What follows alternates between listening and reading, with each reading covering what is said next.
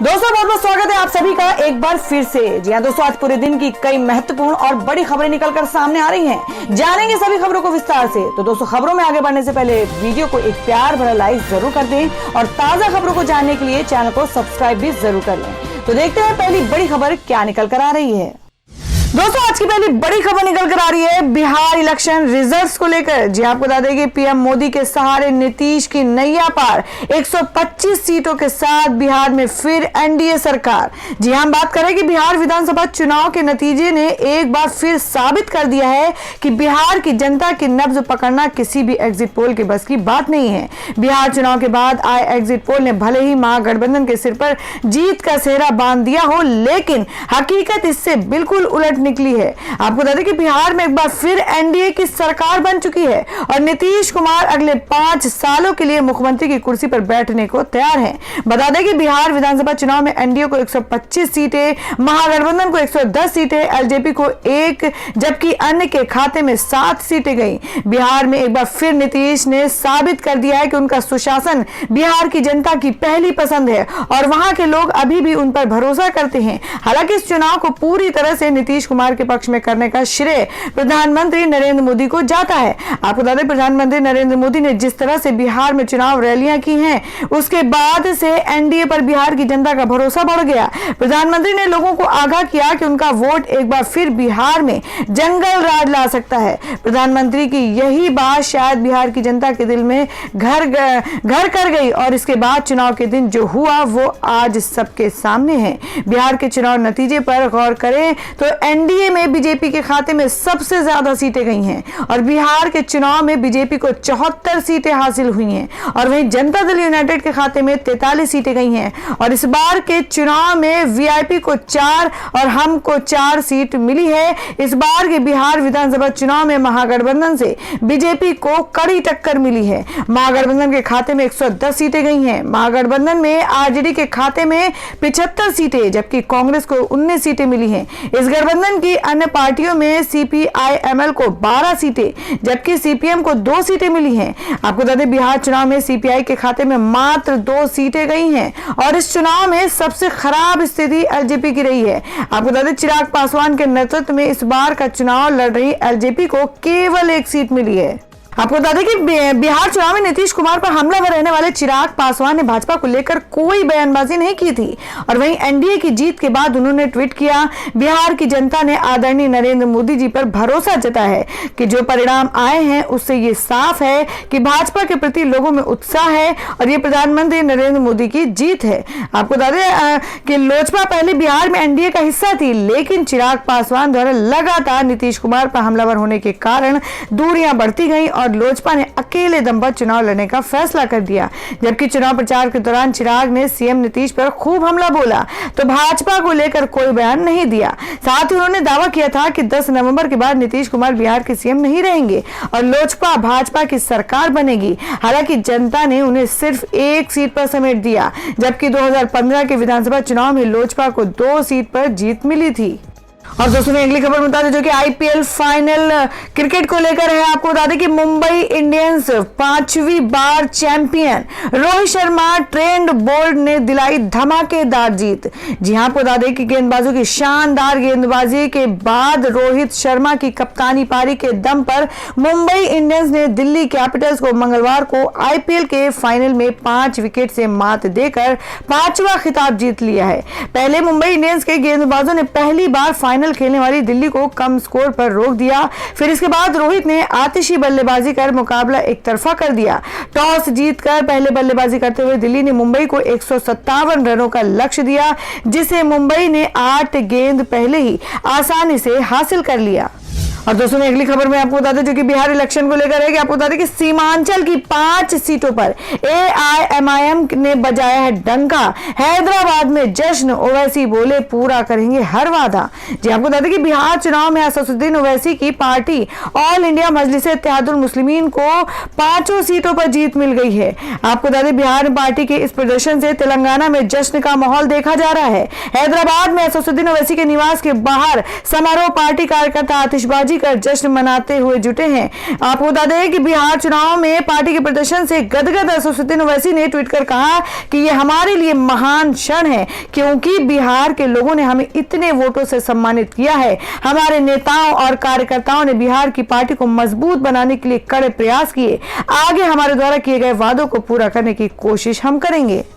और वह अगली खबर निकल कर आ रही है। आपको बता दें कि रिलीज होते ही अक्षय कुमार की लक्ष्मी ने रचा इतिहास, अपने नाम किया ये रिकॉर्ड। जी हां, आपको बता दें कि बॉलीवुड के दिग्गज अभिनेता अक्षय कुमार की फिल्म लक्ष्मी 9 नवंबर को डिज्नी हॉटस्टार पर रिलीज कर दी गई और इस फिल्म में उनके साथ कियारा आडवाणी नजर आ रही हैं। वहीं रिलीज के साथ ही इस फिल्म ने OTT प्लेटफॉर्म पर एक इतिहास रच लिया है। जी हां, लक्ष्मी डिज्नी हॉटस्टार पर रिलीज होने वाली सबसे बड़ी ओपनिंग मूवी बनकर सामने आई है। अपने रिलीज के कुछ ही घंटों के अंदर ही फिल्म लक्ष्मी ने यह रिकॉर्ड अपने नाम कर लिया और इस हॉरर कॉमेडी फिल्म में अक्षय कुमार को पहली बार किसी ट्रांसजेंडर की भूमिका में देखने के लिए लाखों लोगों ने पहले दिन के फर्स्ट शो के लिए लॉग इन किया और इसे प्लेटफॉर्म पर सबसे ज्यादा देखी जाने वाली फिल्म बना दिया।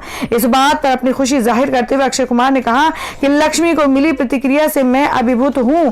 ये जानकर बहुत खुशी हुई कि देश भर के दर्शकों और प्रशंसकों ने डिज्नी हॉटस्टार की VIP पर रिलीज के कुछ घंटों के भीतर फिल्म देखने के लिए लॉग इन किया। बीटिंग रिकॉर्ड्स को कौन पसंद नहीं करता है, चाहे वह बॉक्स ऑफिस पर हो या स्ट्रीमिंग प्लेटफॉर्म पर ओपनिंग नाइट।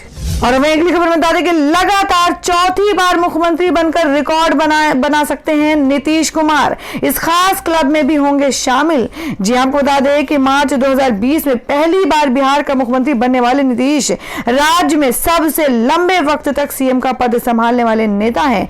15 साल तक सीएम रहने वाले नीतीश ने बिहार के पहले मुख्यमंत्री श्री कृष्ण सिन्हा का रिकॉर्ड पहले ही तोड़ दिया है। वो 14 साल तक लगातार बिहार के मुख्यमंत्री रहे थे। आपको बता दें कि नीतीश पहली बार मार्च 2000 में 7 दिनों के लिए मुख्यमंत्री बने थे और उन दिनों केंद्र में अटल बिहारी वाजपेयी की सरकार थी। 324 सदस्यीय विधानसभा में एनडीए को 151 सीटों पर जीत मिली थी, जबकि लालू प्रसाद यादव की पार्टी को 159 सीटों पर जीत हासिल हुई थी। नीतीश सीएम तो बन गए, लेकिन विश्वास मत साबित करने से पहले उन्हें इस्तीफा देना पड़ा। इसके बाद वो नवंबर 2005 से लेकर 20 मई 2014 तक लगातार 8 साल 177 दिनों तक सीएम रहे। साल 2015 में लालू के साथ हाथ मिलाकर उन्होंने फिर से सरकार बनाई। बाद में उन्होंने एक बार फिर से बीजेपी से हाथ मिला लिया, लिहाजा 5 साल से वो लगातार सीएम बने हुए हैं। नीतीश 4 या उससे ज्यादा बार मुख्यमंत्री बनने वाले देश के नेताओं के खास क्लब में भी शामिल हो जाएंगे।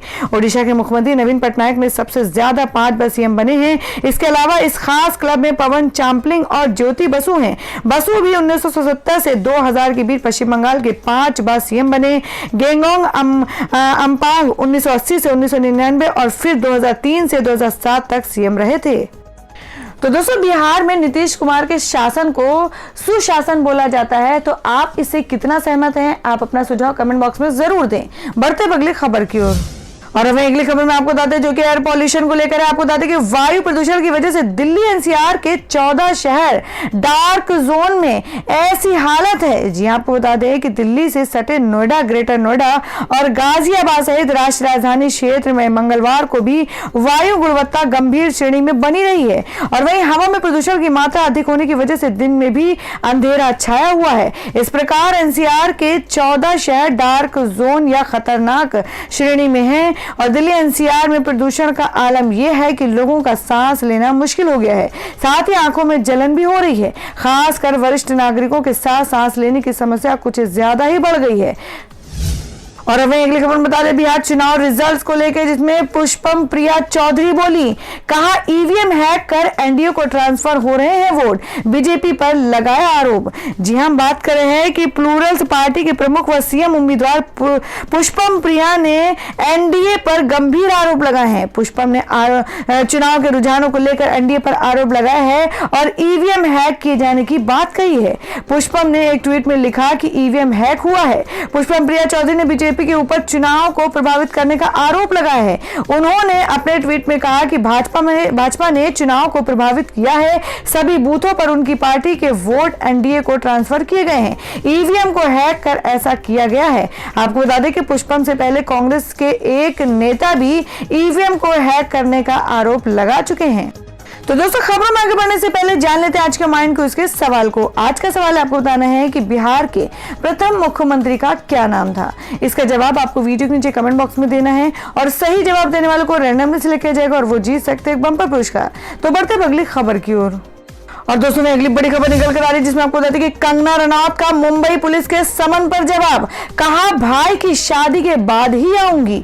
जी हां, आपको बताते हैं कि बॉलीवुड एक्ट्रेस कंगना रनौत विवादों में घिरी हुई हैं। मुंबई पुलिस ने राजद्रोह केस में मुंबई पुलिस ने कंगना रनौत और उनकी बहन रंगोली चंदेल को समन जारी कर पुलिस स्टेशन में पेश होने के लिए बुलाया था, लेकिन भाई की शादी की रस्मों में व्यस्त होने का हवाला देते हुए दोनों ने पेशी से इनकार कर दिया। इसके बाद मुंबई पुलिस ने दोबारा कंगना और उनकी बहन रंगोली को समन जारी किया और 10 नवंबर तक बांद्रा पुलिस स्टेशन में पेश होने का आदेश दिया था, लेकिन उन्होंने एक बार फिर मुंबई पुलिस के आगे पेश होने से इनकार कर दिया है।